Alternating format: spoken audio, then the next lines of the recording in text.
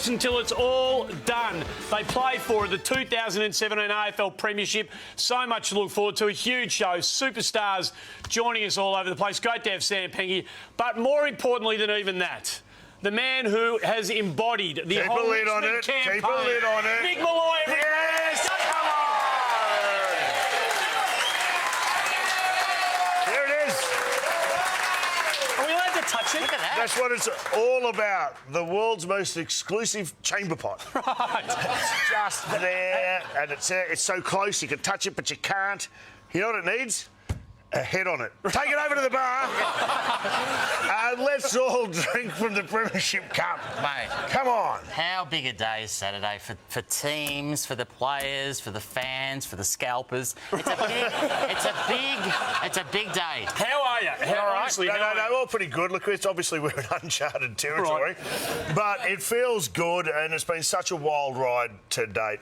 As I said, we've crossed a few barriers. We're so happy, so proud of the team. They're in it. Do you know who embodies it the most, I think, is Matthew Richardson. And if you heard Matthew Richardson no greater player over such a long period of time who meant more to the Richmond faithful. And to hear him calling the premiership, the preliminary final, to me it was quite emotional. Have a look as it all unfolds and it dawns on him that we win. It's over, Das, and it is just an unbelievable feeling. I can't believe it. 75,000 members and 100,000 here today.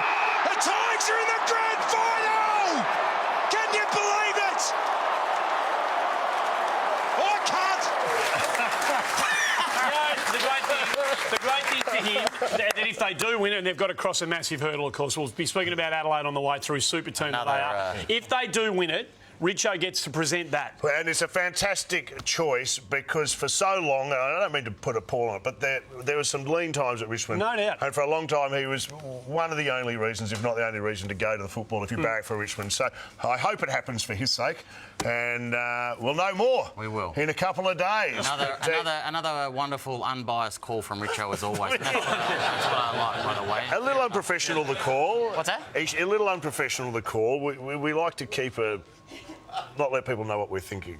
What, keep really? At Richmond, yeah. That's okay. That's a bit rich coming from you. What do you mean? You having got Richo's reaction on Saturday, considering these scenes straight after the game of one Mick Molloy outside the ground. Look at that! This is what 5 minutes up. What are you doing, Mickey? Actually, to be honest, that's before the game. That is good. Hey, look, there's no keeping a lid on it, but I have to say this. That is magnificent, Mick. I know you've got to win a grand final. That's after a prelim, but the joy that footy brings to people is embodied at moments like that. And that, for me, I love seeing, a swag of supporters who have done it so tough for so long with you in the middle of it all, having the sort of fun and enjoying the moment. It's great stuff. What am I doing? Being touched inappropriately by a number of Richmond fans to tell you the truth. It's great. That's straight after the game. Magnificent footage. Since then, I've been very hard to find. I have just... Really? Well, what? Low key? I've just been... What, head down? Head down. Almost reclusive. Right. Is that right, is it? It's interesting you say the word reclusive. Let's have a look at your week and how you've kept the lid on it, Mickey. Here you are at the Brownlow. There you are, the Brownlow, yeah. There you are. What are you doing there? Switching on the lights at the Richmond Town Hall. Switching on the lights for the Town Hall. Oh, yeah. There you go. As just... Yes. And what... Just keep it low key, of course. Look, I was on the way home. I thought... There's a mural. Someone... I'm not sure if that's me or Mrs. Doubtfire. There's you on Sunrise. What are you doing, man? Mate, the best thing about this is you weren't even booked on Sunrise. You just grabbed a camera and said, turn it on. I can't help it. I'm so excited. Hey, look, it's right, of course. Absolutely. It's right, of course, that we spend a lot of time on this show with this man talking about this magnificent run of the Tigers. But they do have to beat the best side in 2017. They've been a mighty team, the Adelaide Crows. They've got a lot of reasons to put their best foot forward on grand final day. Assignment. And a man who's going to be in their corner and has been in their corner for a very long time. He's a great friend of us here on the front bar. Joins us over behind the bar. Please make him welcome Ryan Fitzgerald.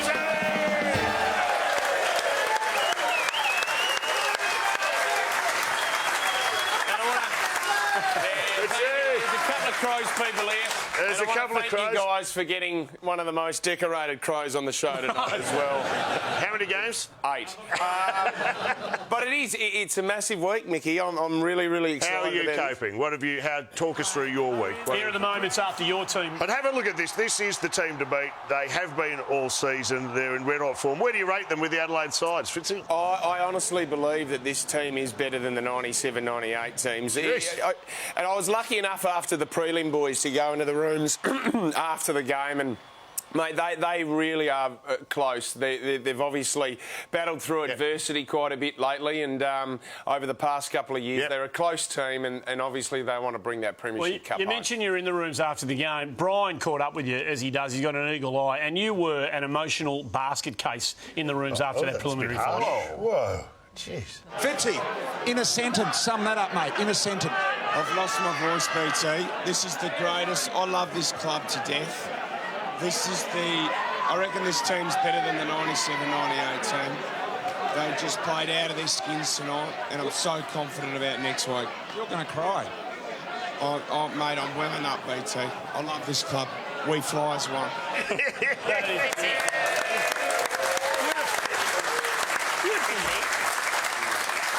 Fitzy, emotional scenes, but can I just point out, mate, you played 8 games for it. I do. How are you feeling? Because I was almost about to suggest we send in the WADA investigators. I do. I get emotional about it because footy is a part of our lives. It dictates how we rock up to work on a Monday morning. But for me, I'm lucky enough now, next generation of Fitzgerald, I've got an 8-year-old boy, Houston, and he loves the club just as much as I do. So he's coming down tomorrow, unaccompanied minor. I don't know. He'll find his own way down there. He left about 2 weeks ago, I don't know. I'm taking him to the grand final on Saturday, boys. And look, you boys know, as a young kid, when your old man takes you to an AFL or any kind of grand final, it's something that you never, ever forget. And I keep reminding him all week how lucky he is to be going to the AFL Grand Final. And I'll show you here, boys. His reaction is just... He loves me talking about it all the time.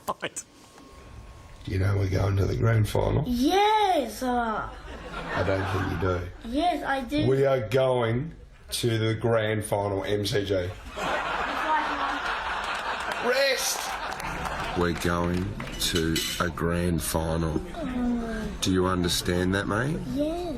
It's massive. MCG, 100,000 people. We're going. I know. You've got to get excited, mate. There it is. Great. That's beautiful. Can I just say, this is a bigger event in Adelaide than when Shannon Knoll got arrested outside the club. So fire up. Well, I hope if you lose that the Adelaide fans don't carry on, because I have enormous respect for your football club. But, losing isn't one of your great strengths. We've seen you guys dirty up. Especially in finals, Mickey.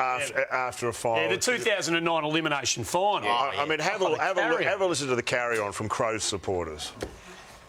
That was a joke, all right? Adelaide's a joke. We come all the way to Melbourne to see that. Absolutely, the Crows were robbed. Right in front of me. Right in front of me.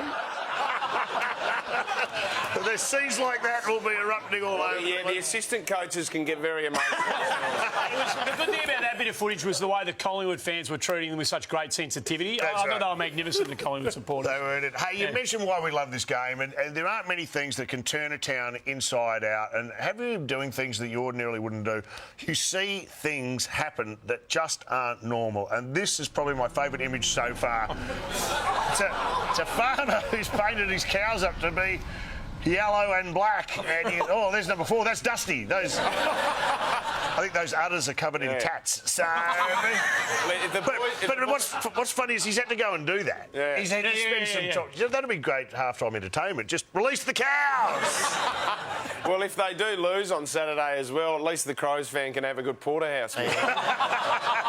That's a good point. That's a good point. There you go. Hey, now listen, what about you? Talk about finals and going mad. I loved your homage to Oh, yes. Hamish McLaughlin's segment with the Little Leaguers. These are so iconic now, and we've enjoyed him talking to the kids. And you... You know I love him, Mickey. as a sign of respect, went out and conducted your own last week. That was last week with Jack Rewalt, and plenty of feedback too. Lots And of- yeah, sure, it was a bit long, but that's Are you fine. doing it? But we Are you going to do another one, or what are you doing? Have you got another footballer for us? not footballers. Footballers, unlike yourself, I a bit narrow-minded. I thought that it's a big world out there, and I thought I'd broaden my horizons and talk to to some other people out there, not in the football world, starting with Hamish. So I'm here with Hamish McLaughlin. Mackenzie James Horton. Leighton. And what's your name, Princess? That's Chrissy. And how old are you? Oh, Princess never tells. Billy. And how old are you? 50. I can't believe I said that. What do you want to be when you grow up? An Olympian. The Crows mascot. I want to interview Auskickers. Sam, I am grown up. I'm almost dead. Prime Minister. Good luck with that. Do you play any sport? I play a bit of tennis. Bit of tennis? Quiet, please! So, Mac, do you ever pee in the pool? Yeah, I pee in the pool all the time. Yeah, me too. I don't even have to be in it. I'll do it. I'll still pee in it. Where'd you grow up? On a farm in South Australia. Yeah, what sort of animals did you have on the farm? Lots of animals. We had sheep and cattle and dogs and cats and... And Mac, who do you barrack for? The D's. At the Richmond Tigers. Labor. Snakes and rats and mice and galahs and alpacas. One donkey. We had goldfish early on. Richmond Adelaide in the big game, Mac. Who's got the better song? Richmond. If we're behind, then never mind. We'll fight and win because we're from Tigerland. Key change. We never... We're the pride of South Australia. We're the mighty Adelaide Crows. Bill, you got any brothers and sisters? Yeah, I've got a twin brother. And how old's he? He's a twin, you idiot. Hey, Mac, where do you see yourself in 3 years? At the Olympics. Really? Yeah. Yeah, I see myself dating Miss Universe in 3 years, but that may not happen either. Like the Tigers of old. We're strong and we're bold. Oh, we're from Tiger. Yellow and black. Oh, we're from Tigerland.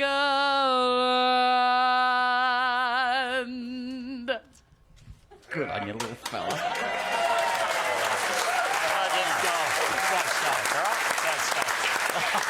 We're going to get a break out of the way. Stopped at Bill Shorten. You couldn't get Boutros Ghali, or that's it, is it? Fitzy's going to stick around for a little while on the other side. Fitzy! On the other side of the AFL studio, Gillon McLaughlin's going to join us, and we're going to go to the Brownlow with Dipper. When we come out of the break, he's going to take us to the red carpet. That's what it's all about.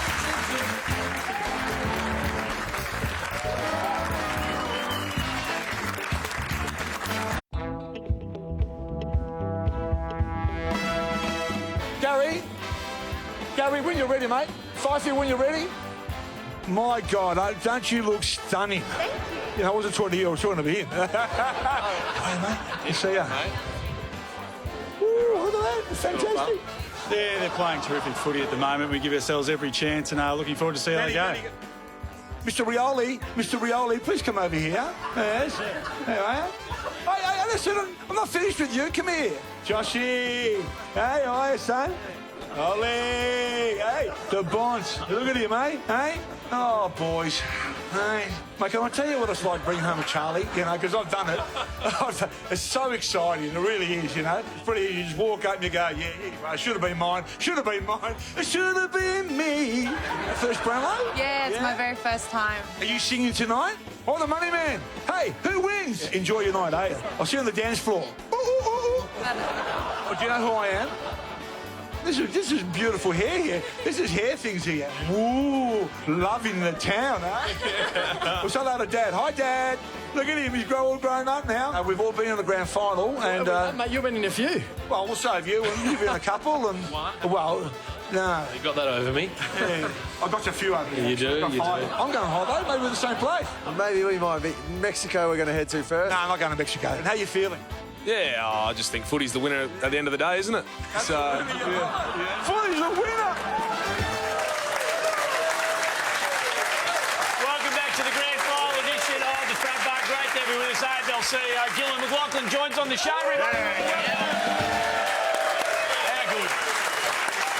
What's that about? Gil, I hope you enjoyed us sending Dipper to the Brownlow to cover the red carpet as much as we thought it was a good idea. But I tell you what, if you thought that was like crazy and hard to follow, can you imagine what we left out?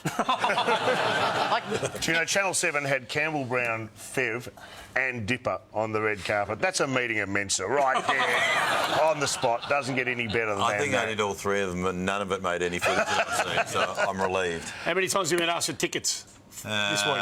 In the last 10 minutes? Well, honestly, have you ever been, in the time you've been in the job, either of the big senior positions of the AFL, have you ever known a demand for tickets?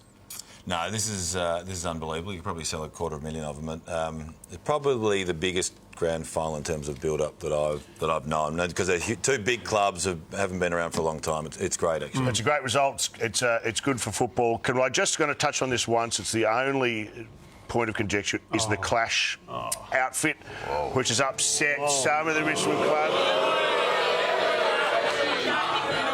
Okay, that was a bit juvenile. No, people are genuinely upset in the rank and file because our Clash strip, it looks like high vis.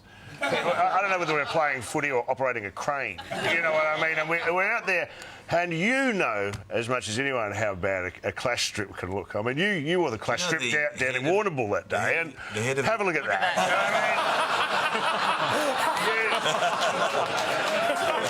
That's a Clash strip. That is a Clash strip. You were away, you had to put it on. That's why I thought it'd be no problem. Oh, dear. So, are you getting a bit of feedback on this front? I haven't had Did you consider a lot until today, and I want to mention him, and I said I would, John Dimos. Is this is how hardcore he was. I actually went and was trying to get a cab, and I started on Swan Street. I was getting yelled at by a group of guys outside the Richmond Club Hotel. That's brave of you. That's ground zero. I thought it was sort of feel my peep, so I go in there, and the guy, he's so hardcore, John Dimos. He's bought a $500 car that he's parked in Richmond. He's not going home till Sunday. And he lured me in, and then he exploded about the crash jumper. And Do you get it, though? Do you get it? I mean, I understand, that some people you've convinced some people to believe that there is a clash, but can you see why Richmond people are fired up about this? Yeah, but they've been in a clash strip for 3 years, so I understand it, but it would be difficult to put them out there, having said it was a clash for 3 years. I'll translate for you, Gil. You couldn't give a stuff. The week kicked off it's been a magnificent finals campaign for the Richmond Footy Club. It kicked off on Monday night. Well, the momentum continued with this bloke winning the Brownlow medal. I mean, he's had an unbelievable season. What a coming-of-age year it's been for him, Gil. I mean, the way he handled himself and has handled himself with MVPs, with the Players Association, and now this. He's revealed a side to himself that I think a lot of people doubted existed, hasn't he? Well, he's become a big star very quickly. I mean, he's a good player, but this year it's gone to another level, and he's loved. I didn't know how sort of widely everyone revered him. He is. He's a special character, and I thought Bruce had his work cut out for him getting an interview out of him up there on the stage. It was like a police interview. No comment. I'll let my lawyer handle this one. It was really worth that 2 hours Bruce spent with him the week before getting to know him. You know he did that? I did not, but it doesn't Imagine how it had gone if he hadn't spent that 2 hours. It was great stuff, but even what I love about Bruce is he's a thoroughbred professional and he doesn't take it lying down. Watch him try and... I call this the sneak attack. As Dusty's at his table... 2 votes. Minding his own business. 3 votes. What could go wrong? And hello!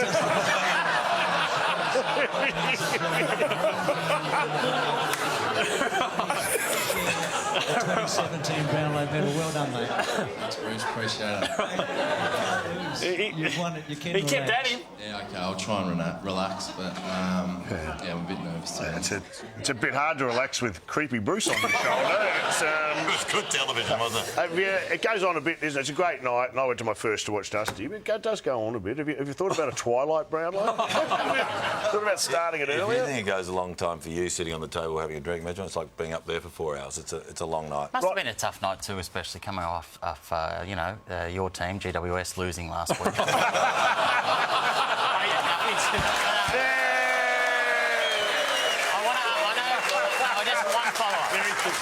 One follow-up. I know that the Tigers got over on Saturday, but is it true that you're considering giving GWS a priority pick for next year? That's true or not? We can move on, mate. That's fine. We'll move on. You're our Adelaide man. If Don Pike gives you a call and says, I'm at my wit's end, I don't know what to do, who do I play on Dusty? What do you say to him? Oh, I said Kim Jong-un. I think he's that good at the moment. Look, in the middle, I don't really know, Andy. You know, look, I think for Richmond, they've got more headaches with our midfield. So, but look, up forward, I think Kyle Hartigan did a great job with Patrick Dangerfield. So when he goes up forward, Hartigan will take him. But there's not much you can do with Dusty Martin. You just got to hope his influence isn't as strong as it has been over the last few finals. Well, hopefully the grand final is going to bring to an end what has been a remarkable year, 2007. There's so many highs in 2007. It's hard to know. You've got to be happy. You have to be happy. I think the final series has been awesome. There's been so many highs throughout the year. Do you have a favourite thing from the year that you would choose to say that I'm proud of that? I reckon last weekend, just the noise at Adelaide Oval, which was...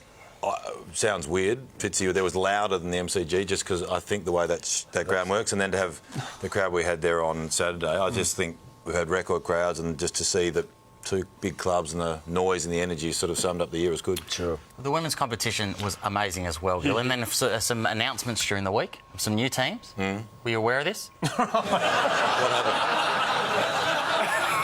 That was a question. I thought you were going there. It's hard to know when you ask a question and when you're setting it up. You're very defensive tonight. I'm just asking, though. That's some new auditions. Essendon and Hawthorn have taken it well. Well, no, they should be upset. You want them to be upset about it. It is an amazing position to be in where the clubs are disappointed, whereas a year ago there was a lot of doubts about it. So Kangaroos and Geelong in 2019.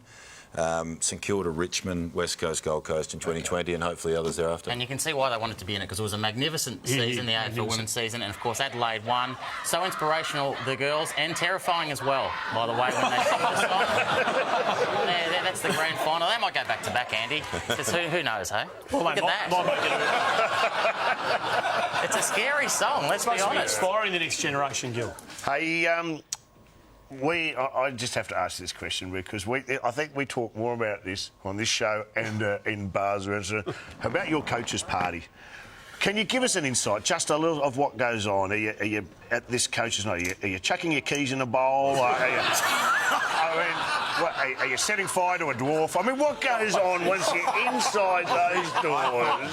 Tell me what happens. Well, I assumed that was poison from Clark, so I let other people drink that. Yes. There's a bit of a contest now who brings the best wine. Right. It's good. It gets a bit feisty. If there's going to be trouble, where's the trouble coming from? Clarkson's always in the middle of it. It sort of flies in an arrowhead behind him. And is it social, or do you actually put issues of the table on the mat? Absolutely. Does anything get resolved? How long they last? Normally the Scots leave about 3 in the morning. Yeah, it's good actually. They talk about... that's where they go to call a taxi, but they can't help it. They just smash the phone to pieces. Hard like a cab. No, they actually do talk seriously about what's on their mind, and I think it's really good. Nothing ever been missing at the end of it? Yeah. I'm going to leave that alone. Something else. Something's got to walk about, I think. Yeah. What about all these rounds? Do you have a favourite round where there's so many rounds? Like there's rivalry round, Heritage round, there's Anzac rounds, Indigenous round. Anzac Day's the best for me. Anzac really? For you, It's interesting because I know you grew up on a farm. But judging by the launch of Rural Round this year, though, Gil, I'm not sure that I'm not sure this is your favourite, mate. Is this your favourite? You sure? Rural Round. Look at that, You don't really know what to do. By the way, that looks like a compromising position you've been in before. Then I don't know who felt more stupid. Sheeds or I. There are many people who can look more weird than Sheeds. I hope to say. That little baby lamb was in its away strip too, so strip or whatever it was. Can I tell you something? If you're going to go for Rural Round, you've got to go the whole hog and take a few notes from what they do up north. Now, this is a Rural Round. This is one of my favourite moments. You've got to, if you're going wide, play round the donkey. You've got to. Now, that's a Rural Round. Look at it. Can someone pick up the donkey? For someone pick up the donkey. Who leaves a donkey loose inside 50? You can't play. Everyone knows up north you can't play a loose donkey in defence. Everyone knows that. I got it right up there. There's no doubt about that. Hey, I wonder whether I guess it's quite natural that as every year goes by we get closer to the Twilight Grand Final, which we keep talking about. But after the success of last week's prelim here, the 4:40 start, and everybody, well, not everybody, most people seem to really like it. Are you more emboldened now by your push, this manic push of yours to get a Twilight Grand Final enshrined in the AFL? I think we knew it would work anyway. We've done it before. I thought, I think it's great last Saturday I think it's a good slot. Yeah. So no complaints. Yeah, it'll happen eventually. But what does that mean eventually? It means I could see it happening in this broadcast deal. Okay. You want people to come with you though, because it's a bit like change. You want everyone to come with you. But I think it's a good slot. I don't think you're taking it seriously.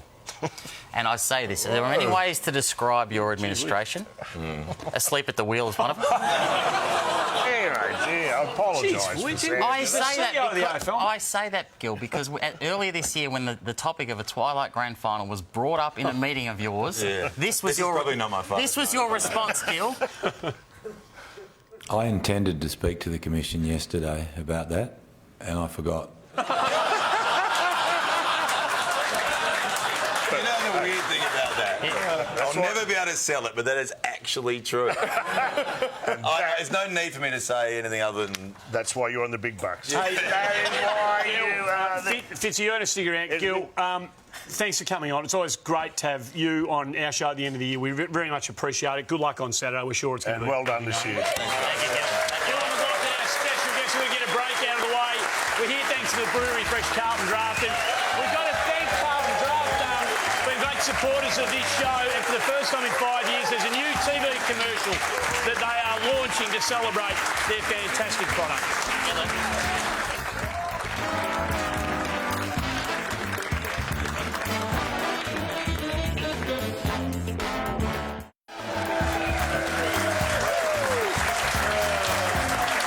Welcome back to the grand final edition of the Front Bar. Thanks to the Brewery Fresh Carlton Draft. One of our great friends of the show joins us, Sando Chilaro. Thank you. Thank you for swinging in, by the way. It's always great to have you back on the show. You've been a great friend to the show all year. Thank you. Thank you for having me back. The polite team. I know.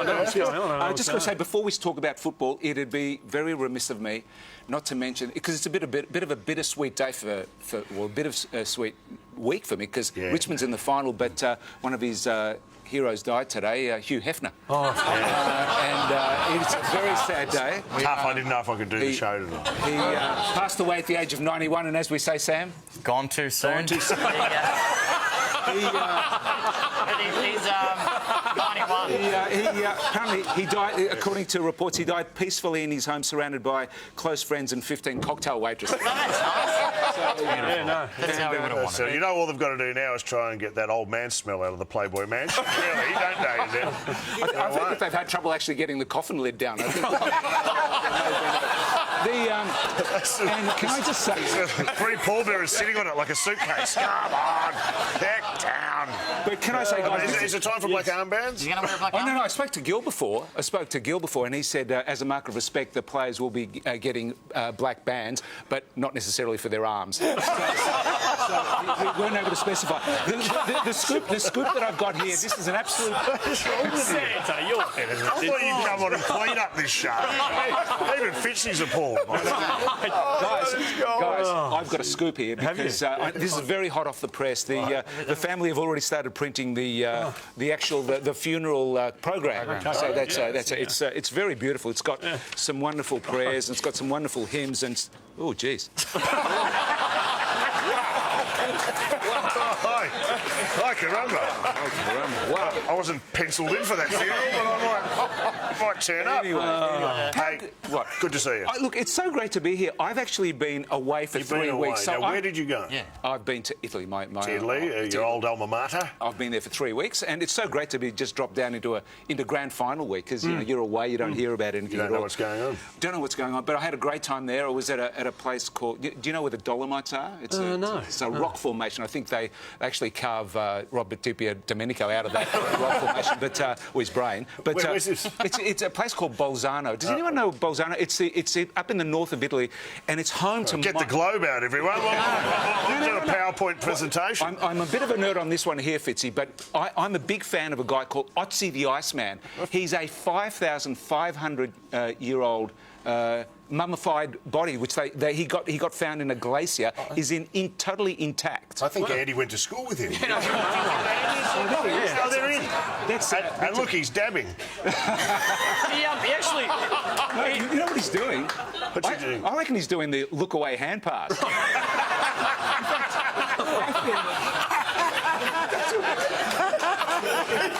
fact, they said he died of like some kind of trauma that he got. I reckon he got collected by Trent Cotchin. He's definitely not a Bartlett if he's hand passing. No comment there. So I was in there, and it was just great. And you know, most people go like this time go to Vegas here to see some trips. No, you're off to the Dolomites to see a 5,000-year-old man. That's what I do. And the thing is, I got back, and so I saw the results on the weekend, but I've missed. Are you up to date? I'm not totally up to date. So there's a couple of questions I need to ask. First of all, how many weeks did Trent Cotchin get? None. Clear. None. Yeah, no, it's all right. Yeah, no, get away with it. Yeah. It was just surprising. Did you hear Shield actually complained of double vision? Right. Which is interesting because when he saw the crowd, he thought there were 14 supporters from GWS.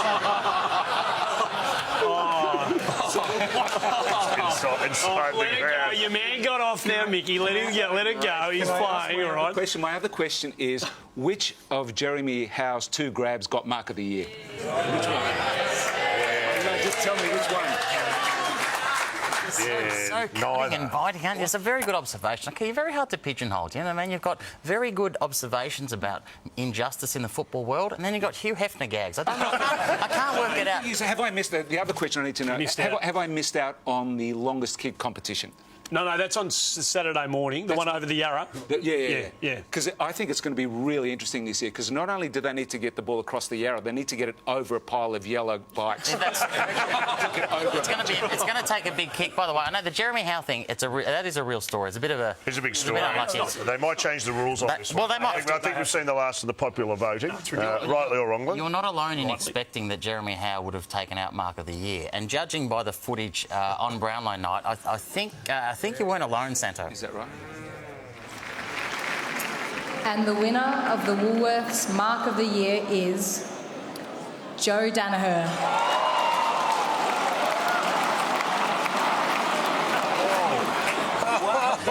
That is exactly the same look when you didn't get your Logie for Eurovision. Absolutely. Injustice everywhere. I tell you what, if you thought his look was off, you should have seen the look of the president, Eddie Maguire. He couldn't believe it when he heard it.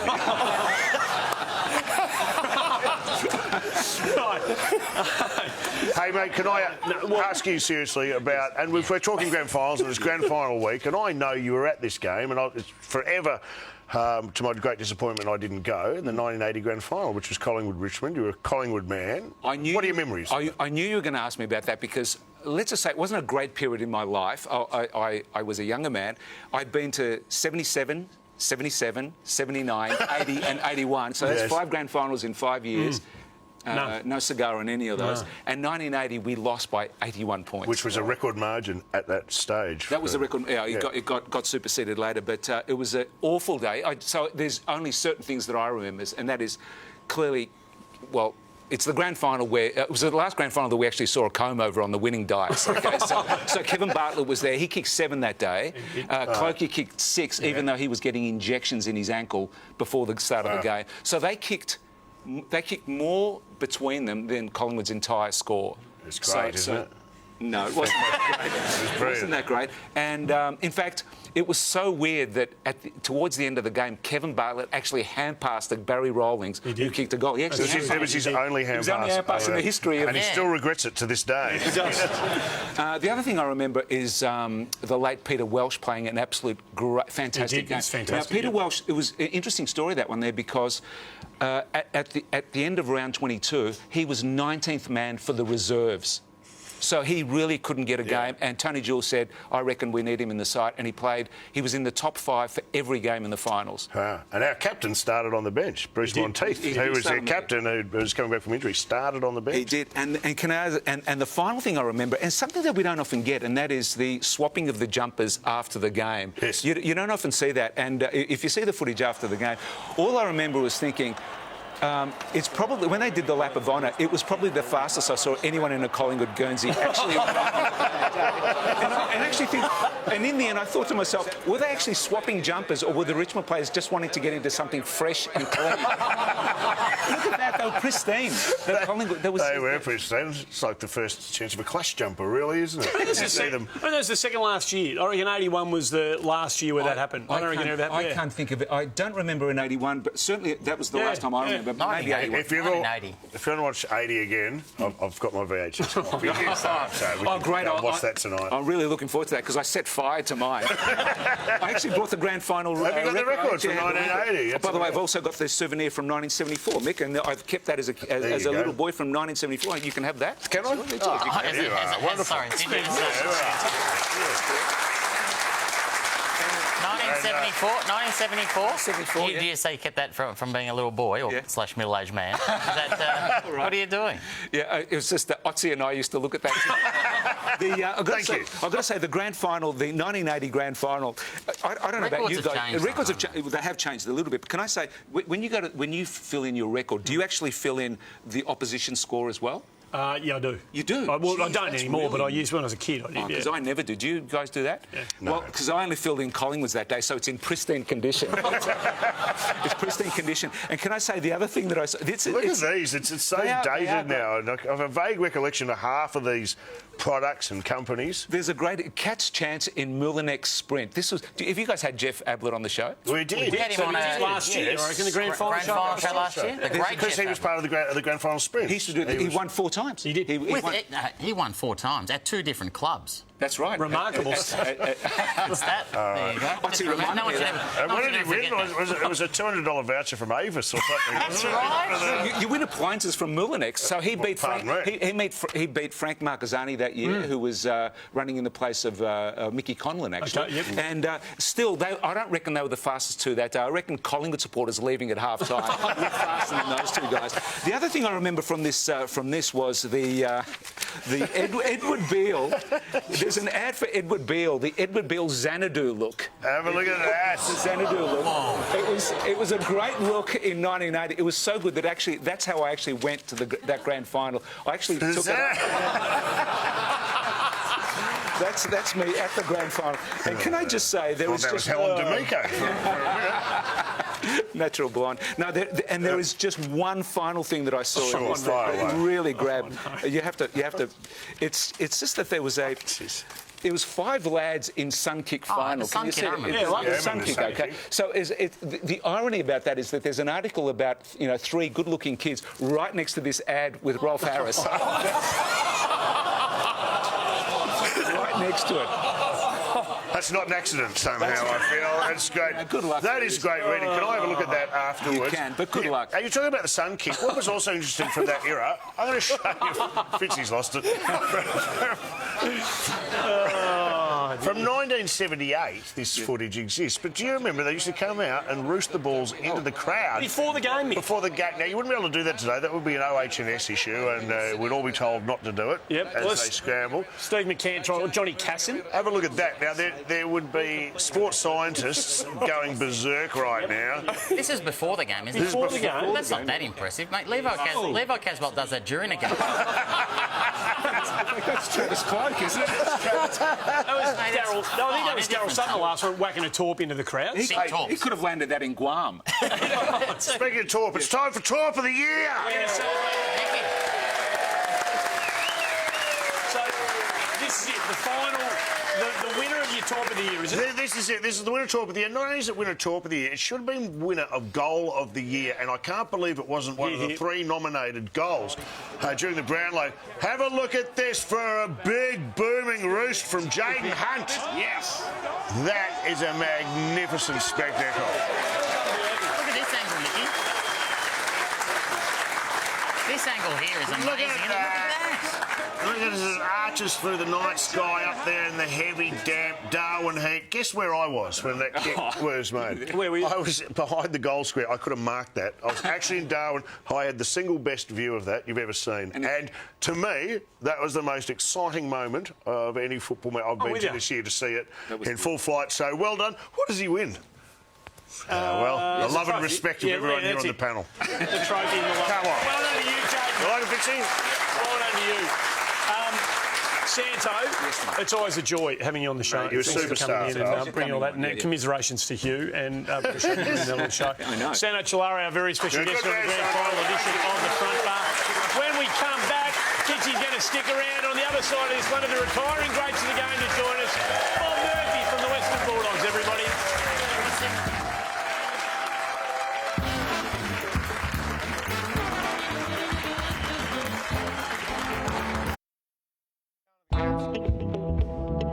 And I thought I'll start at the top. I'll start with the skipper, Pavlich.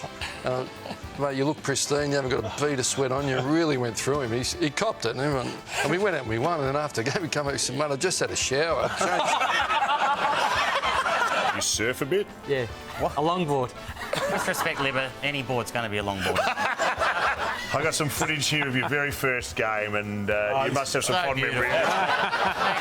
That's a bit rich from you, who didn't pick up a man for 150. And how many games did you play? Did you actually lay a tackle and stuff? Well, you don't lay tackles if you got the ball. My childhood days are so long ago, some of the happiest of my life. I was playing on Davey Shadow, and he was trying to beat the crap out of me every chance he got, and the bloke can squat a four-wheel drive. He was a big, powerful sort of bloke. The lights went out, and I was, where is he? It's not a great look as a leader. Interesting you say that, Daisy. A director at the Carlton Football Club next year. Serious question. What are you going to do? Direct. I personally thought you would have gone with this shot, which seems far more... You've got an errant nut. I've worked for AFL for 10 years. 10 years? Done my fair sharing of promoting and developing the game. And 10 years of long service leave. What often gets lost is your touching tribute to the AFL. Also, I'd like to thank the AFL for being the AFL. Was it your football club that did this? Did you snitch to your players? We snitched to them. I remember, when I first met my wife, Kylie, took her out for dinner and then took her home and I put that video on. And 10 years later, we've got 3 kids,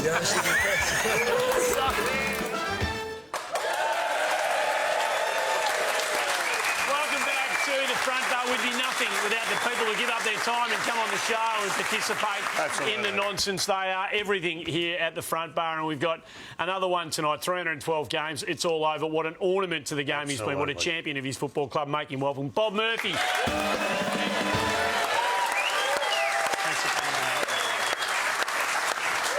What are you laughing at? Welcome aboard. Thanks, Mick. Thanks for coming. Oh, thanks for having me. You are such an individual. You're one of the most unique footballers. We may never see the likes of this man in football again. You tick so many boxes. You do so many different things. Yeah, look, I knew I'd get you eventually. What are you up to? How do you feel?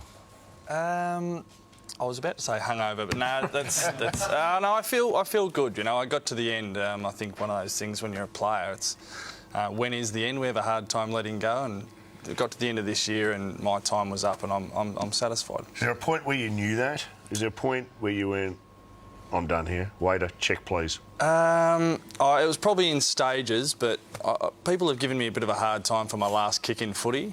So, had a chance to level. I wish we had that. Had a chance to level the game and kick a goal from 50, and I kicked it out on the full to the Bronx cheers of the Hawthorn supporters. And people have said, what a tragedy. I said, no, that's how you finish your career.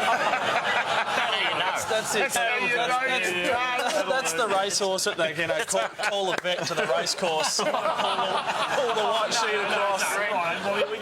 We don't need it. You're done. Yeah, right. When you officially have nothing left in the tank, that's what you had. But it's been interesting though, seeing your career from a young player to becoming Mate, just revered. Almost a custodian. Elder statesman. An elder statesman and a custodian of the game, right, Bob? That is undeniable. No, not at all. No, absolutely. To the point where, by the way, where during this year, opponents wouldn't even tackle you.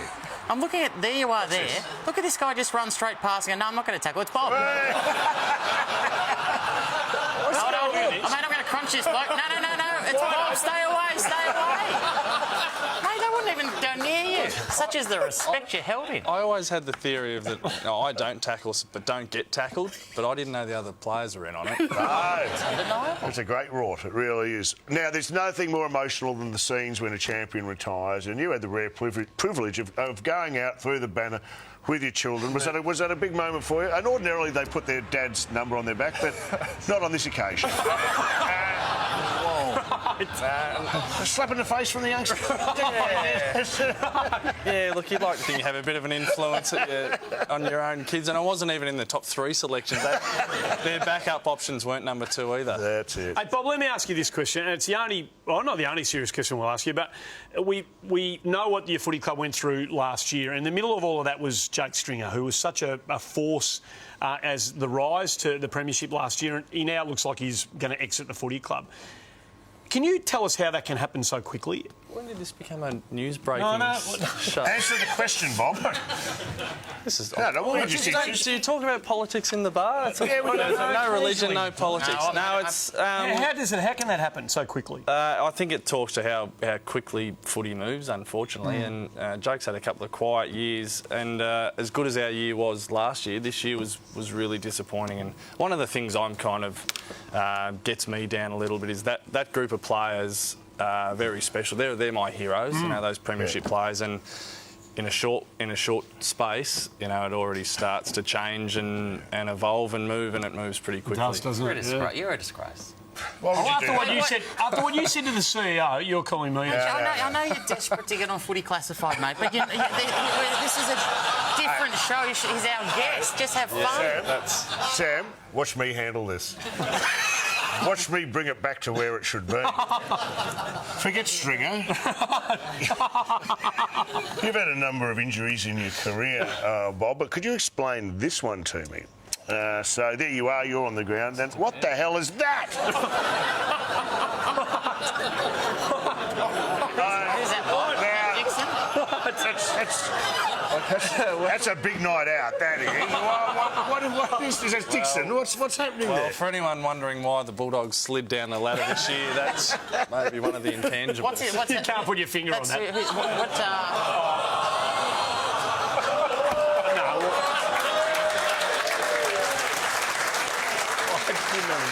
If you clap, you will encourage him. OK? Steady on.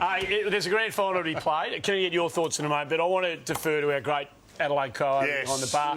Let's take a look at the Adelaide Crows team. No surprising, Fitzy, no changes. Yeah, unfortunately, Mitch McGovern didn't get up. I had a mate of mine tried his best, but Stephen Dane couldn't get him over the line.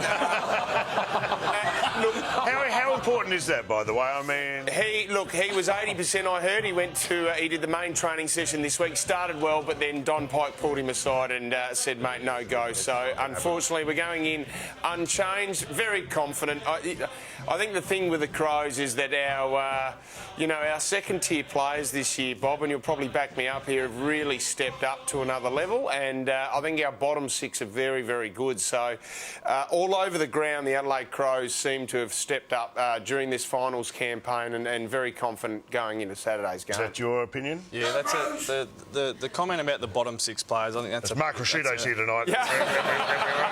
But I think the depth, your bottom 6 players, I think that's a pretty insightful comment about the two sides. They're clearly the two best sides, and their depth is one of their. What about the G? Is the G a factor? How many games have you played at the MCG this year? Yeah, that's going to be tough, and obviously the Tigers have been playing the MCG very well at the moment. 10-2. Yeah, I think. And that's why you brought the question up, you prick.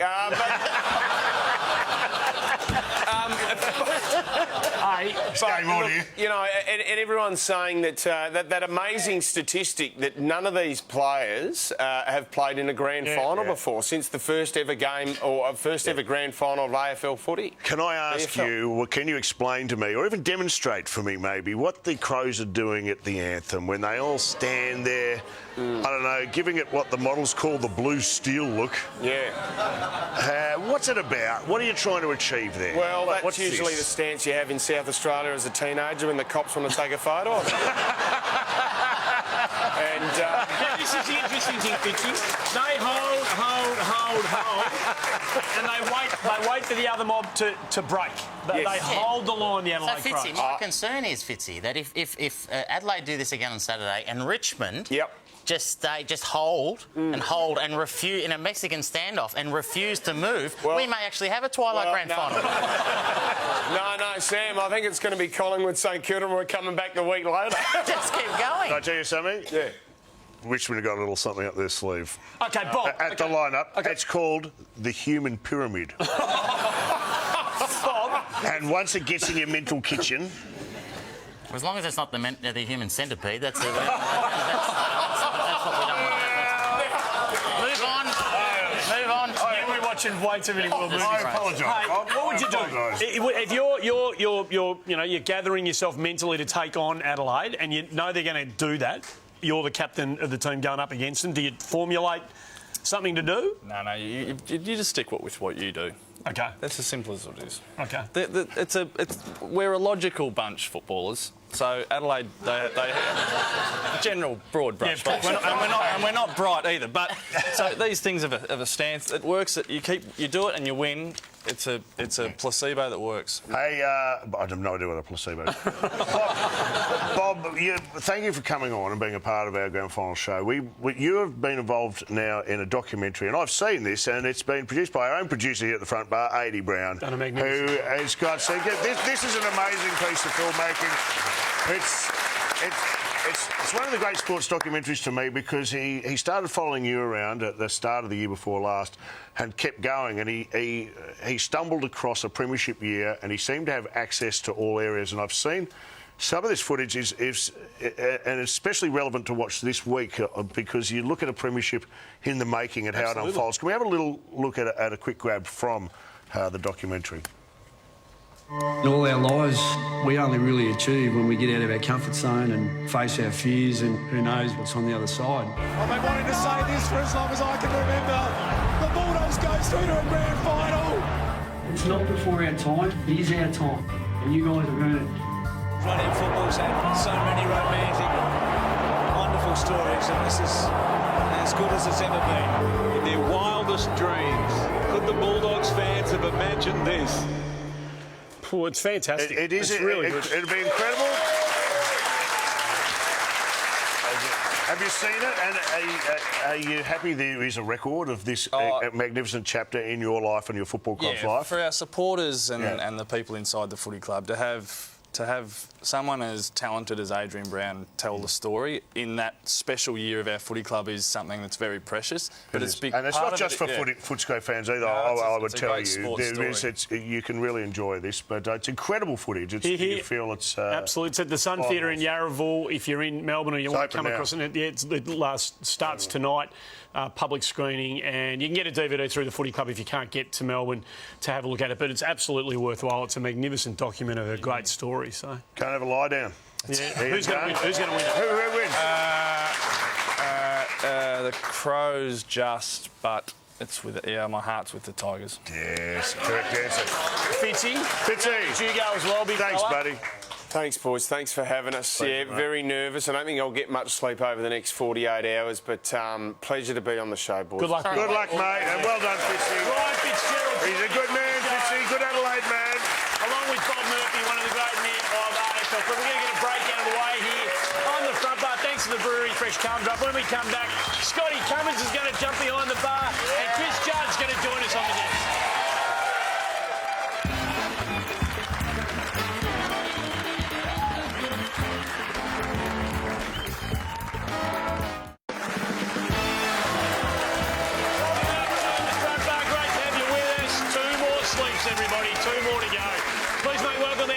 special guest, a man who's been a great friend of the program right through 2017. Chris Judd, everybody. And before we tap into your grand final memories and your football brain as we pull our way through the Richmond footy team, Juddy, we've got a new man over behind the bar. Again, one of the truly great friends of everybody here at the front bar. The one and the only, Scott Cummings, everybody. How are you, mate? Very good, mate. A bit worried about Fitzy, though. He's getting really emotional about a team he played 8 games. It's like me sitting here going, I love Richmond. I didn't play for him, but I know someone who does. He can't help it. He's a fan. He's allowed to get involved. We all are, mate. Thank you for turning up. And can I say you provided me with one of my football highlights this year. I'm talking about the EJ Whitten clash. Where, have a look at this. Look at the big fella. Burns off Campbell Brown. Puts the foot down, Juddy. Puts the foot down. What do they call the afterburners? The afterburners. Are we doing this? The exit. Have a look at that. Look at this. The big fella. Hey, look, we'd like to commemorate this. Just go and give that down. Thanks. That's for you. There you go. One of one. That's his one of one. Sell a lot of those. There it is. We'll put that up behind the bar. It deserved to be put into the annals of history. And thanks for giving us that great moment, Scotty. We'll get back to you in a moment. Juddy, it's all about the grand final, obviously, now. Do you look at this Richmond side and can you see parallels to what the Western Bulldogs were doing last year? I think so, particularly from the fact that they've seemingly come from nowhere. They're riding a huge wave of emotion and momentum.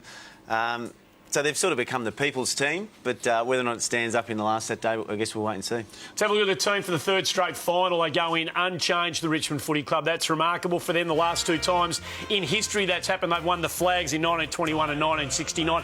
No surprise, Juddy, that they go in with the same 22. Yeah, he wouldn't change last week. They were awesome. Their small forwards were really strong down there up forward, and they've got the best defence in the league, so no surprises there. Are you surprised their captain's playing? Are you surprised that we understand there's this unwritten rule about prelims, you have to do something pretty heinous to get knocked over, but given what you saw and...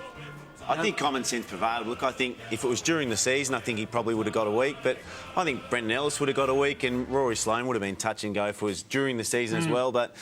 You know, missing one grand final, it's like not really even missing 10 games. You might as well miss a lifetime of footy. So considering they were all in play, the guys were technically going for the ball. They weren't sort of behind play incidents. I think common sense prevailed, and I think it's great they're all playing on Saturday. Good. Now,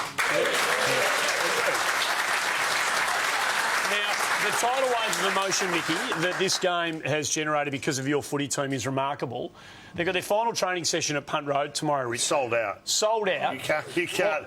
People are actually queuing up tonight to make sure sleeping there to get into a training session. They can get into training. Isn't that remarkable?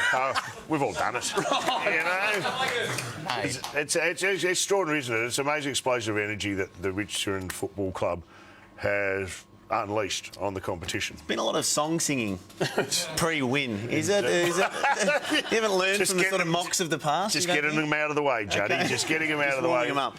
Well, you've got to get into it. Win or lose, on Sunday, they will declare martial law, won't they? It's like it's. I think you're right. I think they should actually right now declare that if Richmond win, there's a part of the inner heart of Richmond, maybe between Church Street and the Cremorne Bridge, they just block it off to traffic from the moment the siren sounds. It's a no-go zone. You won't be able to move, but how would you tell the difference between a normal traffic down there anyway? But as a local reference, but we can move on. That's we fine. can. Is this some of the most serious football analysis we've done on this program? Time for this? Oh, go I say this sincerely, Juddy. First time you were on, I asked you about you're moving into the administrative side of things, and you didn't really like me asking serious questions. This one, I had to tell him that I can't just sit here and be pretty. Stop helping me.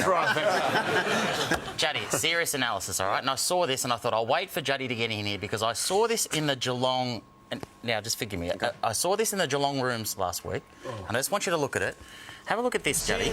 Tell me it's this. Mate, is this the biggest banana you've ever seen? Oh, look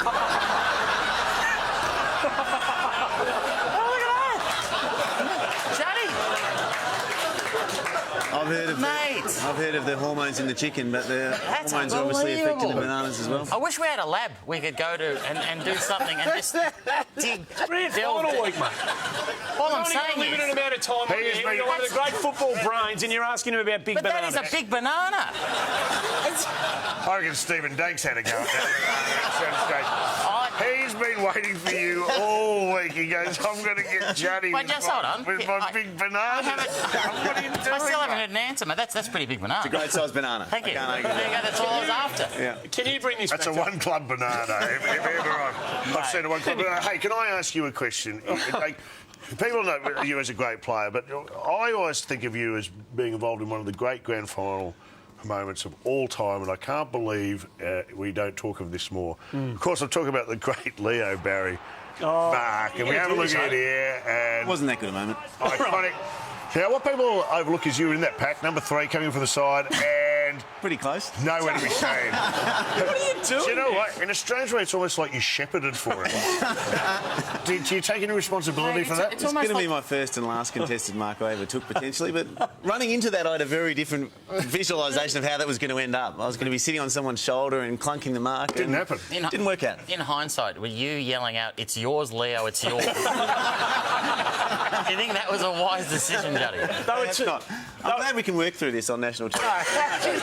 Very painful, man. No, we can go back to the banana anytime you want. They were two of the most keenly contested grand finals back-to-back 05, 06, and you got to turn the tables in 06. I've got to say, you looked a little underwhelmed on the victory days at the end of the game. Well, what's going on here? Well, I actually got criticised on the day for being not excited enough. You know what you look like? You look like a player who's just been told he's got to do the rest of his career at Carlton. That is below the... I was thinking in the end, Cuz...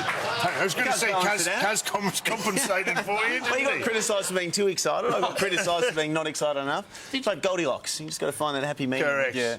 Level of excitement. You have done something that none of us have done. You've been on the day. So were you there when did you get handed a cap and had to put on a cap when you got There's your a few medal? incidents when the West Coast boys got handed their caps too. There's a few profanities. Right. Was there? I haven't just ruined your gag, have I? No. It's good. Hey, we'll ruin our own gags, thank you very much. We don't need any help in that department. Yeah. Don't take over Andy's role. Don't stand Andy. I've got Andy to do that. So, I wanted to ask you, though, because that was one of the first times, the commercialisation of football is a big issue. And it's something you need to keep an eye on. And the caps were started. But like, back in 1988, Juddy, I think Hawthorn took it a little bit too far with Tip Top. This is ridiculous. The Tip Top red. But that's fine to carry it. But when it ends up in the cup, that might be a little bit too much, don't you think? Mate. Right, it looks like they've won a hamper. What is this? What is going on? I'm just saying, I really... God, what's going on? Greg Deere should be ashamed of I himself. just think it's something that the AFL world, as a general rule, should keep an eye on the crass commercialisation of the game. Yeah, you wouldn't say that here.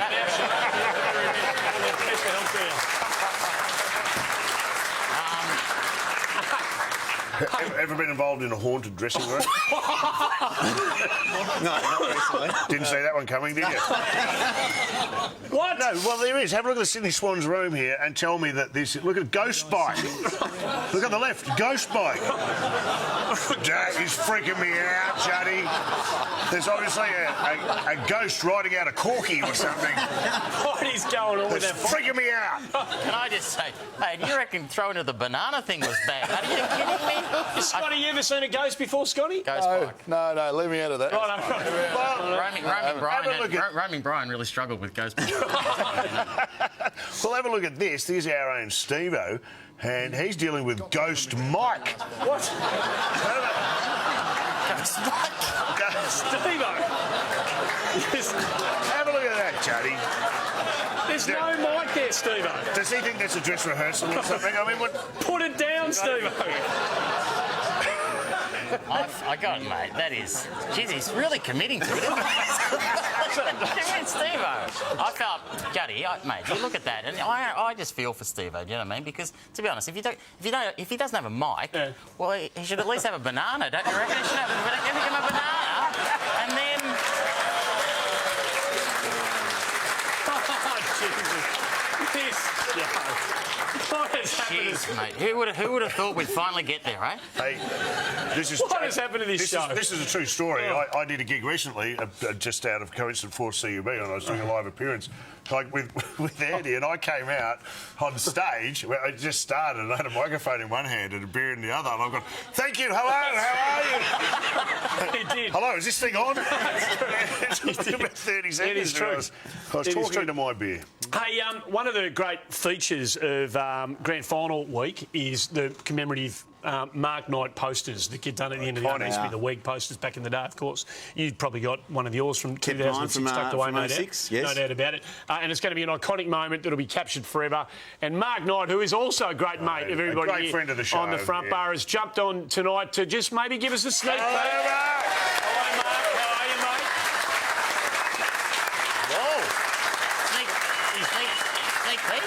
So, Mark, we always look forward to this. You came on earlier and did the now infamous cooked poster for Hawthorn. We love your design, and I said to you early in the season you might have to start working on a tiger. Now, the tiger hasn't been done since 1980, and you've got to develop two, as you always do, mate, which is one for the Tigers and one for the Crows. Yep. And I said, with the Tigers, I want something powerful, something strong, something that's borderline King of the Jungle-ish. Have you come up with something? The pressure on this drawing was enormous. I draw political cartoons, for the newspaper, and nothing comes near drawing the premiership poster. Correct.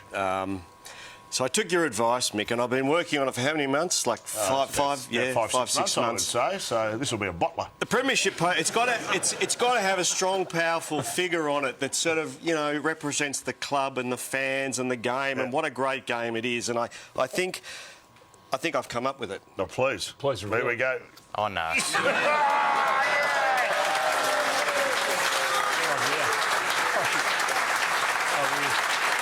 Chatty.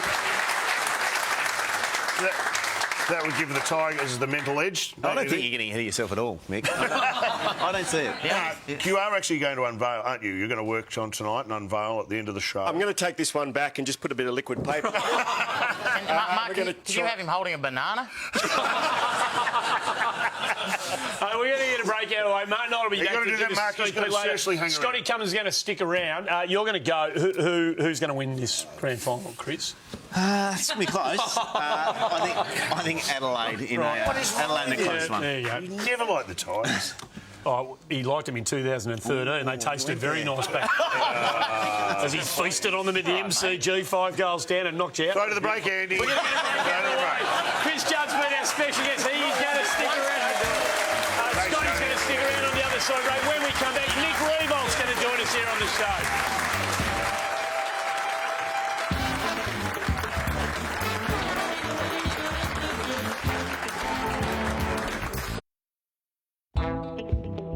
Who's Peter Smith? Peter Smith was Norm Smith's son, actually. That's not bad. I whacked his kid and won his medal. Congratulations on the birthday. Oh, he would have got the job done earlier, but he kept missing to the left. Standing there with Lee, come and have a drink, Lee, yeah. Out comes my beautiful wife, Patsy, in the negligee.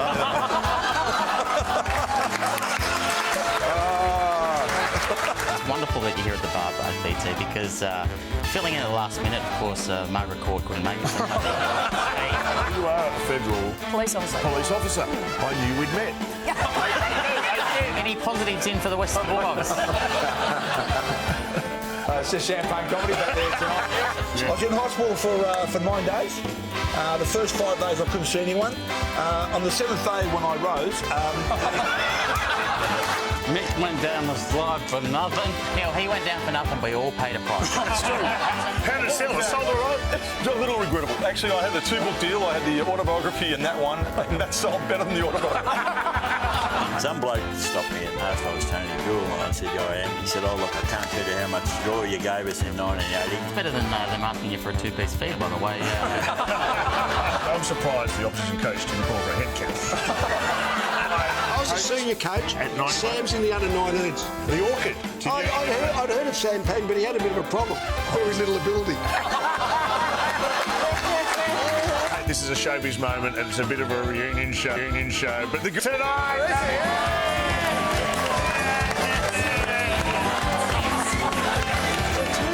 15 too young to play in this league? Could a 15-year-old do it now? Possibly. You've got to be pretty special. My great mate Billy Barrett took his girlfriend to the preliminary final in 1967 and sat down next to me. And he watched the game and I watched his girlfriend. And I've been married to her for 47 years.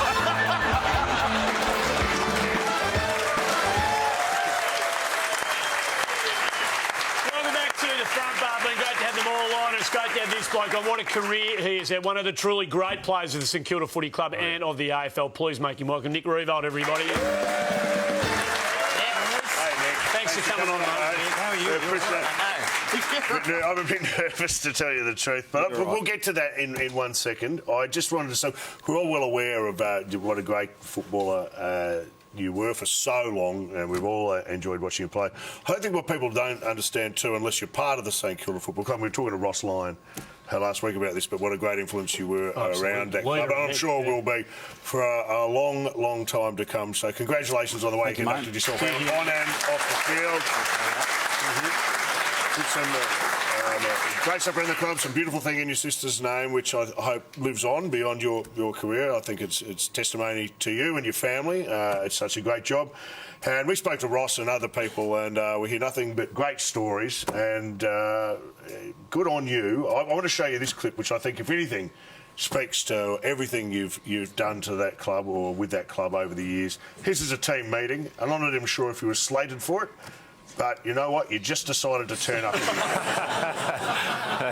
That's how you dig in, isn't it? Yeah, well, that's a stitch up from the young boys. They sent me in because we all know the coaches are crazy. So they sent me in. They sent me in early so then I can translate to the playing group what the coaches are actually trying to say. So that's just good leadership. That's just good leadership. Absolutely. From the front. Speaking of good leadership, we know that Luke Hodge has been approached by Brisbane for a couple of years, one to play, presumably the second one to sort of go into a coaching. Surely, if it's good enough for Mitchell and good enough for Hodge, it's good enough for Ian Riewoldt, isn't it? Sure, tell us. A club must have approached you somewhere along the line. Well, I was led to believe that there was a bit of interest from mixed boys. Put their hat but Jack told me there's room for only one Riewoldt down at Tigerland. And the Orford Oysters, where I grew up on the east coast of Tassie. The what? The Orford Oysters. They're local football. Oysters! I'm not too sure how the Oysters would go on a night poster. No, they don't go really badly, I reckon, Nick. I don't reckon they go very well at all. No, that'd be a hard sell. Yeah. Nick, you mentioned your cousin Jack, and he's about to have he's in one of the great weeks or the big weeks of his life. Can I ask you, have you caught up with him at all? I have. Because you can talk, you've got some information you can help him with here. Well, if he wants to lose one. That's okay. Draw one, maybe. No, we caught up for dinner last night, actually. Did you? And he drove me mad because he was so calm. I asked him, what would you like for dinner? He said, I'm easy, whatever. You'd think you'd be a little bit more on edge or uptight leading into your first grand final. I know the week we played in our first, I vacuumed the floors every night. I was washing windows. I was just trying to do stuff to occupy my mind. I've never been that nervous. Ever. Not once in my life. So you had to keep yourself busy. Yeah, I did. And he was so calm last night, which I think bodes well. He knows the role he needs to play. And my heart says Richmond this week. Oh, good on you. Yes. Lock it in. That's all anyone has to do. I just come out here and tip Richmond and everything's fine. Well, I'm invested. I've got You are invested. You'll be an honorary Tiger this week, no doubt. I've got a half-serious question. Like Mickey says, a great career. It's not about bananas, is it? That was a big banana, mate. Sorry, it was impressive. Very impressive. What are you doing next, mate? Everyone wants to know. Well, I'm just hanging out for the moment, unemployed, so fielding all offers, send them in. Are you going to do some commentary? I'll do a bit next year, yeah, so I'll just see where I end up. But like I said, I'm fielding all offers, so I didn't think this was going to be a... what about... I heard a rumour that you're writing a book. I've written a book that's finished, so ready for release late October. Were you writing it during the year? I've written it over the last 18 months, and then I was just waiting to write the last chapter, which I've done now, and it's... Is it a thriller? It's It's a romance. Yeah, so it's like 50 Shades of Nick. Yeah. 50 Shades of Blonde. Hang on a second. When you're riding, how do you ride? Do you just sit at home in a smoking jacket with a quill? A pipe. And a pipe? And a pipe. I've had a bit of help, but it's been really enjoyable. It's amazing over a 17-year career how much stuff you just forget. So when you're actually prodded and the recall that you're able to come up with is quite incredible. And I know in 20 years' time, my kids are really going to be enjoying reading about a lot of my escapades throughout my career. Sure, so you're going to make your kids read the book? I'll read it to them. It'll be night time. Put them to bed time. Look, you're here, and I don't mean to be saying this just because you're here, but you are very, very good at the special comment stuff. You've put your toe in the water in the last couple of years, and we've heard you on a few occasions on. Oh, blimey. Whoa. On 7 this year. OK, that's the ghost from the Ghost Park. He's not turning around. So you enjoy it? Like hey, Scotty, was that you? No. What happened? What happened there? Pardon me. I think it was one of the buttons on Scotty's suit, by the way. No, it wasn't. I'm sorry, mate. Commentary? Yeah, that's you enjoy. Is this something you enjoy? Sorry, mate. You are. We'll have to do another bit of memorabilia with the burst on it. The real best. No, you get commentary. They're very excited about commentary. Who knows? Best of luck wherever you end up, because we love commentary on this show, and we've kept an eye on it over the year, and we've compiled. Well, we've got a. We'd like you to judge. We do. Yeah, this is called the Golden Committee, and this is our trophy for the best commentary of the year. Really? Okay. And there's been so much, which we've highlighted every week, Nick, and we'd like you to judge. Here are the nominations for this year's Golden Committee. The nominations for the 2017 Golden Car. Mark Ricciuto. Could have been a goal. Rush kick back towards the square. Oh, bounced anywhere. That could have bounced her if it went straight. Dwayne Russell. Drownin' in your honey. Half it. Modlop. Drown him in your honey, Mods. Drown him in your honey. Alistair Lynch. Bad kick. For his fourth of the year, Wind pushes it away from the goal face and another behind. I think that was a bad kick. Mark Ricciuto. Way.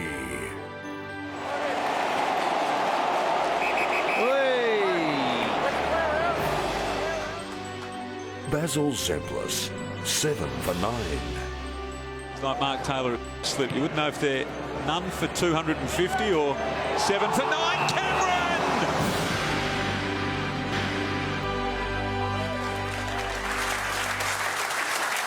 We're about to do this. Scotty, is there one that you like? Oh, it's hard to go past Rue's. It would have been a goal if it went straight. But I think I like Alistair Lynch's technical analysis of the kick, where he said, I reckon that was a bad kick. Yeah, it's pretty good. Really? I can see why you think I'm all right at the special comments. I'm not up against much. It's faint praise, really, isn't it? Here we go. Are we ready for the winner? The winner. Here it is. What are we? The Golden Committee 2017. Let's hope you never win this. Basil. Basil Zemplis. Basil Zemplis. And I believe Basil's here. Basil, that's yours, mate. That's yours. Rui, thank you. Dennis will be so proud of me. He really. Not only was I talking about another sport, but I was talking about a commentator from another network. You did it everything, mate. This goes right up there with that. Boys, can I just... A big career moment, actually. Yes. And I know you weren't expecting this, but I got an SMS on Monday from the head of Seven Sport. Yes. And I've had a big year, and I'm pretty pleased with everything. Well. And I got a text, and I'm reading the text, and it says, Basil, what are you doing on Saturday? Would you be available to call the grand final? And I'm getting very excited. Then I looked at the next line and said sprint. So that's me. That's me on Saturday. 2017 Basil Zemplis. Outstanding. It is a great moment. Where does it sit? It's hard to say. Like, I know that it's a big moment. It's a big award. Oh, of course. 7 for 9. You wonder where it sits in the pantheon of great football commentary. To the wing position on the member stand side. Oh, Jesaulenko! You beauty! It's into all the numbers also, mark of the year. Oh, what a back! Leon Barry, you star! 7 for 9, Cameron! Right there. It's right there, isn't it? It's right up there. Yeah. Right up there. I do hope you join the 7 Network, and I hope we have you around the place. I think you'd bring something special to the table.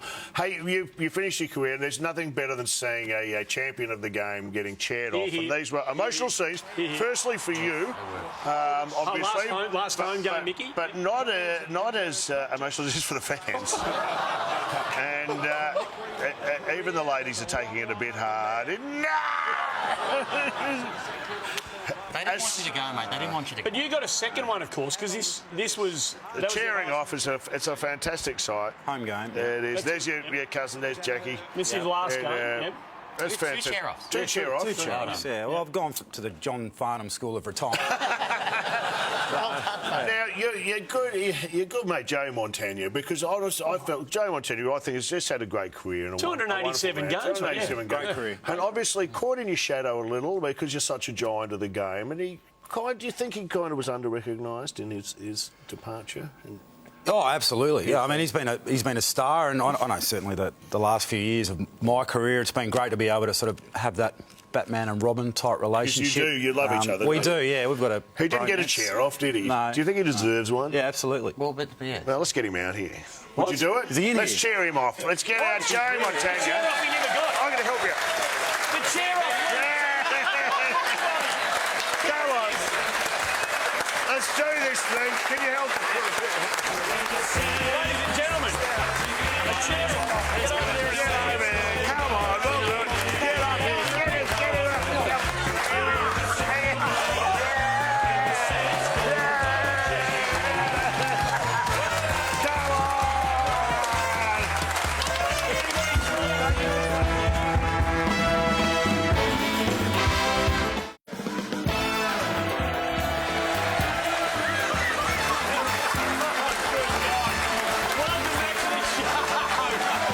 It's the grand final edition of the front row. Thanks to the Brewery Fresh Carlton Draft. Good God. If only you could see what happened here in the ad break. I just got attacked by 2 blokes and I'm not even sure they work here. Am I on? You're on. It's lovely to Am have I you with good? us. Scotty Cummings still over beyond the bar. Our next special guest rolls in. Another great Look at this guy. of the game. Please make me welcome Joe Watson, everybody. How are you? I'm well, thank you. We've had a couple, Another Bob. rolled goal superstar of the game. You've come on a good night, people. This is unbelievable. Is it sitting comfortably with you, the fact that that's it, done, dusted? It is never to happen again. Yeah, it is for me at the moment. I might get an itch at the start of next year or when it comes around, but not at the moment. No. Take us through the emotions of the last game. Obviously, not the way the result of the game, concluded that you were hoping for, but these moments. Are you conscious of what you're thinking and feeling when you're walking off for the last time? A little bit. I remember walking off thinking, this will be the last time you ever walk off a game, off the ground for a game. And I think for me, the most enjoyment I actually got this year was I got to share it with some of my family. My niece got to come to the games with me, and she got to understand what footy was for me. And that was probably the most enjoyable thing about coming back and playing.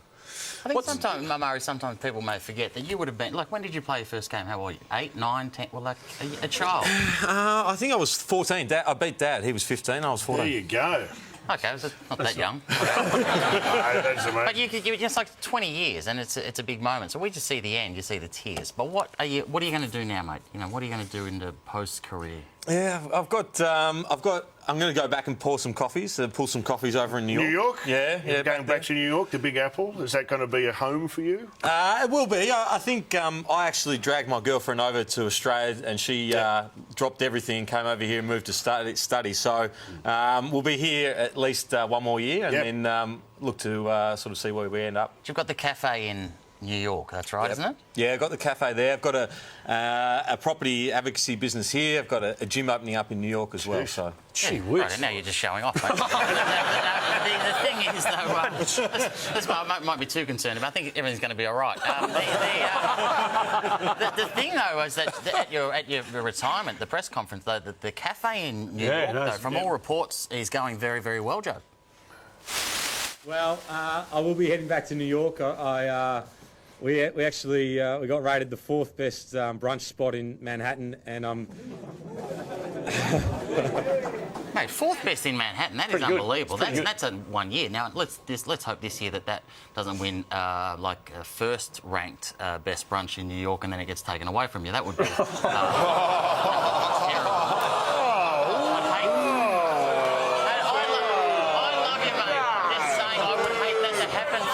You did warn me to not take anything personally.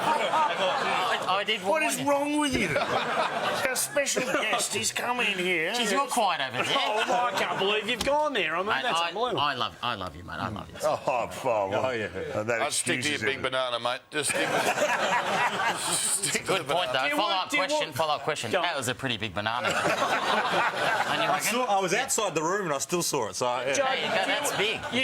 Look, we love Tim. We love you. We love what the Watsons are to the Essendon Footy Club. Do you walk away from... I don't mean to ask you a serious question, but do you walk away from footy still in love with the game, or what you've been through personally, has it kind of taken the edge off the way you're going to feel about footy now that you've stopped playing it? Probably different to when I was a young kid, and I think that happens to a lot of guys as well. It's not what it was when you were young and running around, but seeing the enjoyment that my niece and the rest of the family got, that is brought a bit of that back. Yeah, good. I just can't. You just had one of the champions of the game, and you've been up there for so long. It's incredible. Let's not look back. Let's look forward to what you are going to do in life after football. Because let's be honest, some adapt easier than others. I would have thought. I would have thought. Yeah, it is.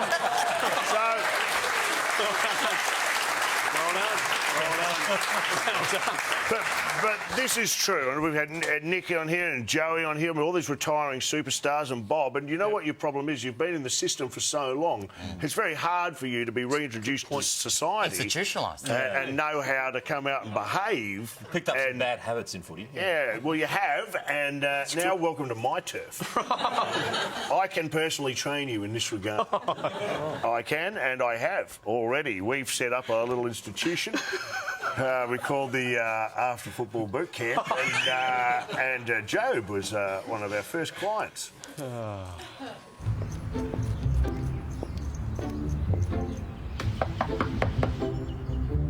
Hello, Job. Welcome to Post Football Boot Camp. Get inside, Princess. You're ours. Are you tracky dads? Yeah. Get your shoes on. The first thing we have to do at Post Football Boot Camp is help them make that adjustment back into ordinary society. It's pretty tough. Job, you've got to loosen up, mate. What's your current skin fold?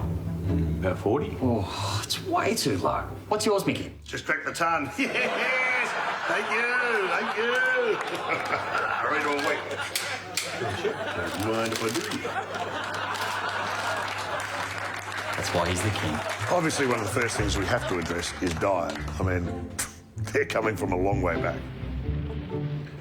One piece of pizza left, mate. You want it? Rookie mistake, Job. Never offer the last piece of pizza. Oh, shall I get some more food then? Whoa. Sweet kid. 2 words for you, Joe. Uber Eats. Sit down. Yeah. You've been here a while. Do you reckon we should go for a walk or something? You've got 4 more episodes of Game of Thrones to get through. Hard enough. Job, why can't you be more like Benson? High 80s. Look at that. An idiot, Job. Good boy. Yes, you are. How am I going to get there? How do I get to 80? It's easy, mate. Easy. We just hit 90. After this, we might wade into a Will and Grace marathon. Yes. Buckle up. Relapsing's tough. That's why we offer 24 hours around-the-clock care. Joe, what are you doing? I'm going to get up and go for a run. Don't worry about a run. At 7 a.m, you should be thinking about just getting home. Like Mick. Savlaki, Job? Yep. Yes! Eventually, we have to send them back into the outside world, and this gets tough. Obviously, we lose a few, and we save a few too. Joe Watson, get out of the organic health shop now. I repeat, get out of the health shop. Joe, put the orange down. I repeat, put the orange down. Congratulations, Joe. I'm really proud of you. Thanks, guys. I really appreciate it. Good luck. Yeah, good stuff. Yeah. I'll take Benson. No, you won't. No, he's not ready yet. Just stay with us. Okay. See you, Fatso.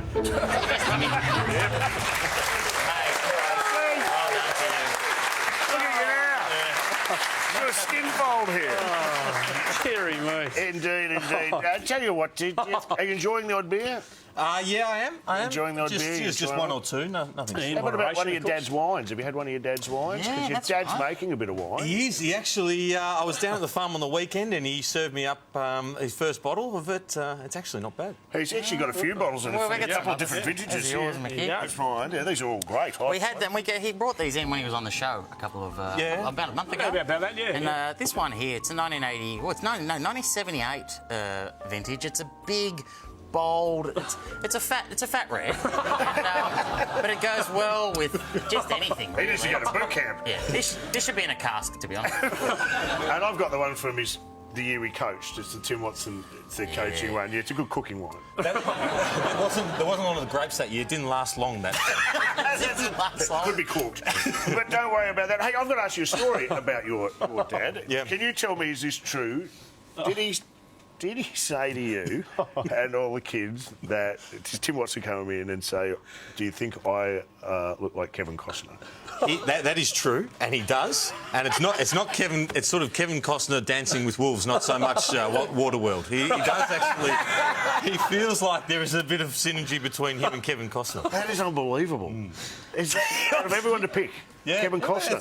He thinks there's a lot of resemblance between the two. Andy thinks he looks like Whoopi Goldberg, so you don't always get it right. That's all I'd say about that. So speaking of not getting it right, can we show you a clip we played to your dad of your dad? Now, are you going to get involved in media? Well, I think Dad's laid some good foundations for me. Yes. We showed this to your dad. He seemed genuinely appalled that we'd found it. It'd be a tough act to follow, wouldn't it, Mickey? He would. This is, I think, it must have been in the early days, Job, when Tim had just started out his career on the sports desk at the 7 News, and watch at the skillful way he gets himself out of a tricky situation.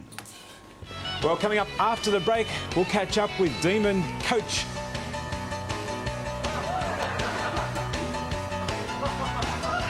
We got a party going on and it's a free-for-all. We were going to get you to throw to the break, but it might be too soon. Too soon? Coming up after the break, we're going to throw to... Get out of here. Joe Watson,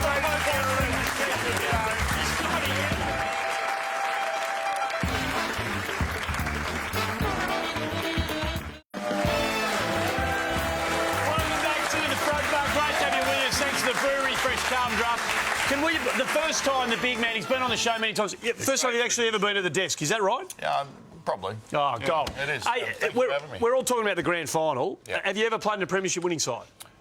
Any level? No, should I go back to the bar? No, you're all right. No. What the... There's been a work on. What the hell is going on here? Okay, it's like Phantom of the Opera in here. I think we've worked out... Koshy, get out here. What is going on? Okay, and guess what? Here comes the cash cow. There he goes. Seriously? Koshy, ladies and gentlemen. What's going on? Good on you, mate. Hey, I think we've worked out who was riding the ghost bike. Sorry, just to point out, as if Koshy's not on TV enough. He's probably getting ready for the morning. Hey, look at that. You're one time at the desk and you get commandeered. That's what happens. It's all good. We've been celebrating the great work of Dipper on the way through this year. What would 2017 be on the front bar without the great work of Dipper being celebrated? You're a wonderful, part of the show every week. Thanks. Dipper is almost... We loved him. He's almost been on as much as you. And, we wanted to play this because, he was great at the Brownlow. We sent him to the Brownlow. Spectacular. And we just thought, it's our grand final show, Scotty, and we have to play it. It's almost Dipper's signature. Yep. Just enjoy. Paul's called heads and tells it is. Okay, Chris has won the toss and is kicking right to screen. So once again, Sandy, football's the winner here tonight. That is the 100th time we've played it on this show. 100 times. Good on you, Dipper. Well done. There it is. 100 times. 100 times. Can you believe it? Never been done before. Good on you, Dip. Where would we be without you? It's never been done before. It's been done 100 times. Where would we be also without Mixed Multi? Okay, so we're going to make it a grand final special this multi this week. Righto? To begin with, mate, can I say this? Go on. Hold the multi. Hold the multi. What I would like to do to begin is go back through all the legs that have won this year so far in the multi. Please enjoy. Oh, bang! Have a look at this. Here he goes. And I think it's a codfish. Have a look. Here he goes. Pick me, pick me! I want the job! And you can sense what's about to occur. I'd like to wager that his left testicle is in worse nick than Phil Carmen's. Have a look at this for share. What's your take on...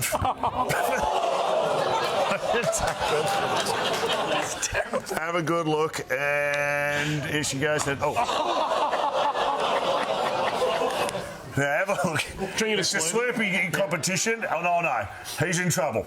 He's not going to make it here. No, little fella. No!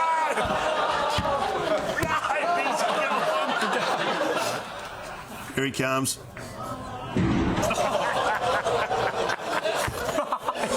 Check out this woman. That's a dive. Have a look. Seriously, what could go wrong? And hello, girls. Here I go. Come on, get that off.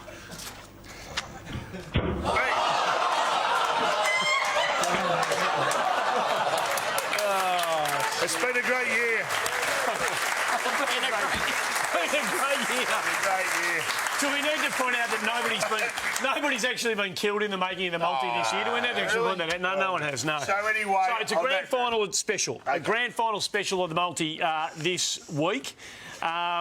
Leg one. I've been shushoed in my own multi. I've been waved off. Let's see how we go. Happening? First up, how about you take the Tigers to win by 1 to 39 points? Happy with that? Can I take it for more than that? No. OK, sold. Lock Second it in. leg, how about the total game score to be under 172.5 points? Yep, done. Lock it in. Bang! Third leg, how about we take Dusty 3+ goals? It's like you can read my mind. There you go. And to win a Norm Smith?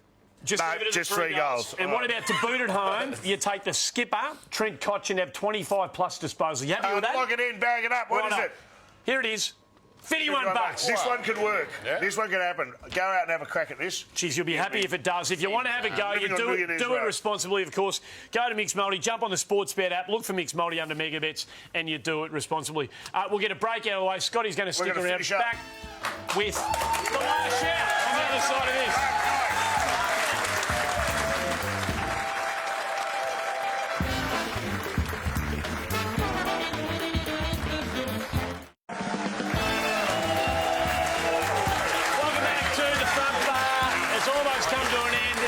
To look forward to, however, once lights go out here, particularly starting from midnight tomorrow night and a huge Saturday afternoon here on morning and afternoon here on 7. The Grand Final Marathon, of course, where would we be without it? It's an institution, a rite of passage for so many of us. Saturday morning from 9 a.m, game day after the marathon, then the kick with Das and the team. Mickey will be part of all of that. I wonder how you're going to be feeling at that stage. 50-50 to show up. And then from 12:30, all the build-up, all the live pictures, all the drama, all the emotion of the 2007 AFL Grand Final. You don't want to be anywhere else but here on 7. Time now for the last shout.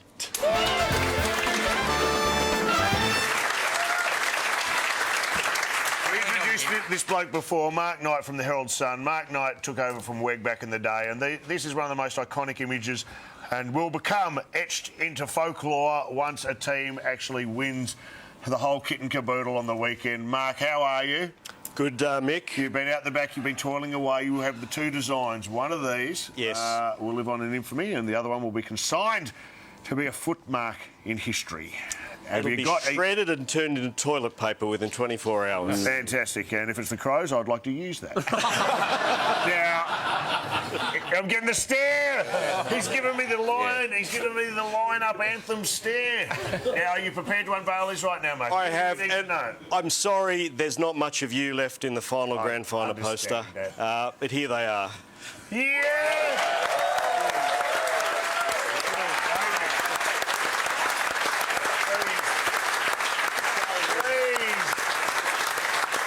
Football gods. Typically magnificent. They are outstanding. Your work is... It's brilliant, Mark, and you've become... Murray, have a look at those three. It looks like a bad episode of Family Feud. Look at them. What are you doing? Don't forget... It's definitely a family with 3 different dads. That's all I'm going to say. You'll be able to get... Thank you for doing that, You'll be able to get your premiership poster at the MCG and online from Saturday, of course, September 30. www.goodfridayappeal.com.au is the place to go. From Sunday, the MCG Open Day, to the same website, goodfridayappeal.com.au. And from Monday, from October the 2nd, again, from goodfridayappeal.com.au is the place to go. We're just about done and dusted. Can I thank Scotty and Fitzy, of course, for coming in and helping us out today. All our guests, including Santo and Mark Knight.